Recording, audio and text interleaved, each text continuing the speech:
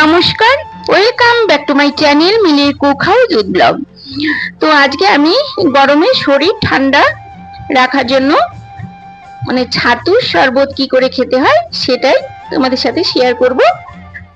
দেখো, দুটো গ্লাস নিয়েছি আর এখানে 2 চামচ করে ছাতু নিয়েছি। তারপর দিয়ে দিলাম পেঁয়াজ কুচানো। আর ভিডিওটা কিন্তু একদমই ছোট, তোমরা কিন্তু কেউ মিস করো না এই ভিডিওটা দেখার জন্য। তারপর দিয়ে দিলাম ব্ল্যাক পেপার 1/4 টিস্পুন করে দিচ্ছি। তারপর দিয়ে দিলাম চাট মশলা। তারপর দিয়ে দিচ্ছি বরফের টুকরো 3টে করে।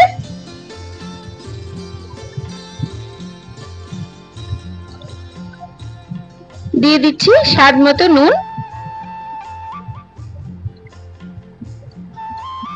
আর দিয়ে দিলাম চিনির বদলে গুড়।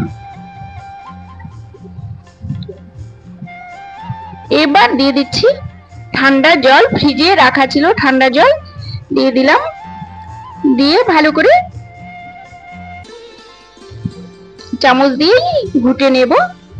খুব ভালো লাগে খেতে কিন্তু এভাবে, আর শরীরও ঠান্ডা থাকে। আর ভিডিওটা কিন্তু একদমই ছোট, তোমরা সবাই ভিডিওটা দেখো। ভালো লাগলে একটা লাইক করে দিও, শেয়ার করে দিও, আর সাবস্ক্রাইব করতে কিন্তু একদম ভুলো না। আর হ্যাঁ, পাশে থাকা বেল বাটনটি ক্লিক করে রেখো, তাহলে যখনই আমি কোনো নতুন ভিডিও আপলোড করব সবার প্রথম তোমাদের কাছে পৌঁছে যাবে।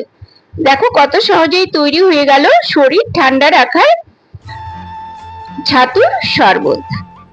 তো এভাবে ছাতুর শরবত খেলে কিন্তু শরীরও ঠান্ডা থাকে, পেটটাও ভরে। তো তোমরা ভিডিওটা দেখো আর বাড়িতে ঠিক এভাবে বানিয়ে নিও। আর উপর দিয়ে ভালো লাগার জন্য একটু ব্ল্যাক পেপার আর চাট মশলা ছড়িয়ে দিলাম, খেতেও ভালো লাগে।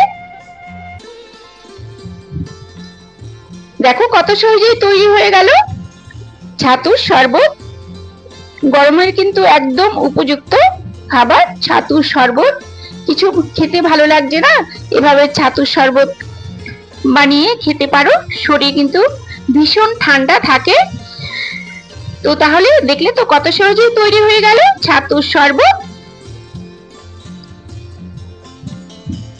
তো তোমাদের কেমন লাগলো এই রেসিপিটা তোমরা কিন্তু অবশ্যই জানাবে। আর বাড়িতেও ঠিক এভাবে বানিয়ে খাবে, দেখবে খুবই ভালো লাগবে। তাহলে আজকে এই পর্যন্তই। সবাই খুব ভালো থেকো, সুস্থ থেকো। ধন্যবাদ।